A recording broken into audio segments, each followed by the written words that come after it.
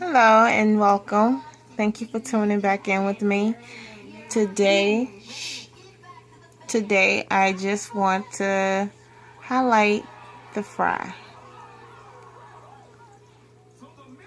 That's pretty much all I want to do is highlight the fry.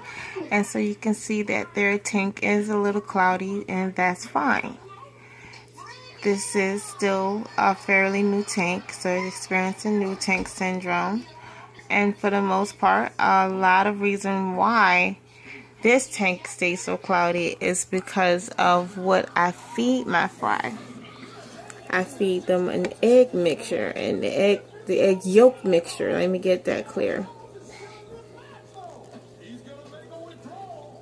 The egg yolk mixture. Right now you see them feasting on a bit of shrimp that I put in there. I just couldn't let the day go by without them trying the shrimp as well.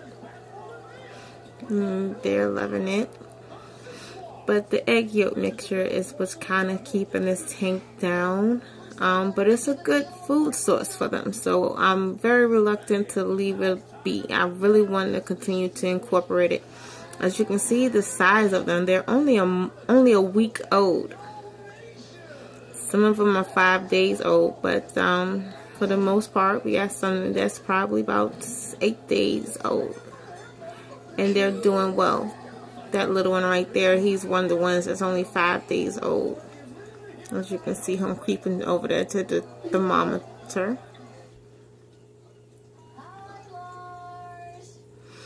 But yeah,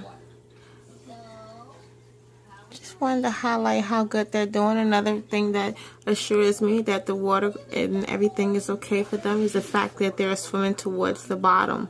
They're not at the top gasping for air. So that lets me know that the water quality is just suitable for them. I did do a water check yesterday and everything came out just fine. So that was also my first measure of reassurance. And so I'm just going to allow them to just do their thing and feed them how I feed them. They only eat once a day. Today they ate twice because I wanted to see how they would do with the shrimp as well. But just once a day because I have a fear of overfeeding them. My very first batch of fry years ago, I overfed them the first night and they all exploded.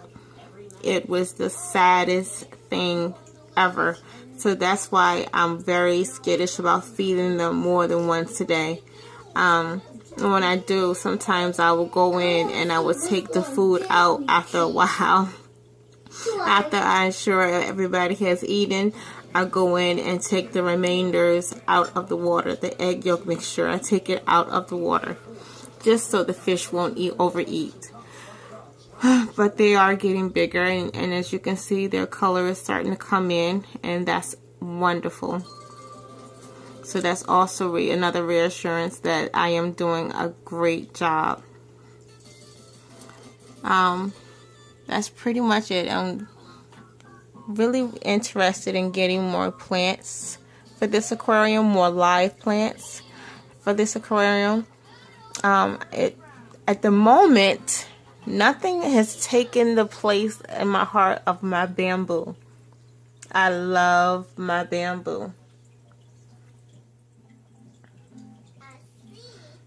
But for this tank and other tanks to come, I want to go ahead and try something different. I don't want it all to be just the same plant. And I'm looking at DustinsFishTank.com, and I am reassessing and looking at his videos to find out which ones are good for beginners. And a lot of the ones that he mentioned that are good for beginners aren't good for me because my water is very soft. I don't have hard water quality at all. And a lot of his beginner plants are very, they prefer the conditions of hard water. That's not what I have. So I have to research a little bit more to find out about the plants, the live plants that will be suitable for soft water.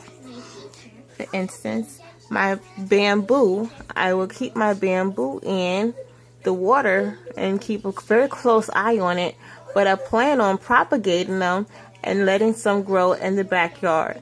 I really want that plant to succeed, so I don't want to keep it in the water where it can become mushy. And that is a decision, a personal decision for me. At any given time, if you feel the need that you want to keep your plants in the tank, by all means, do as you wish. But for me, I would love to see this growing in my backyard or in my garden.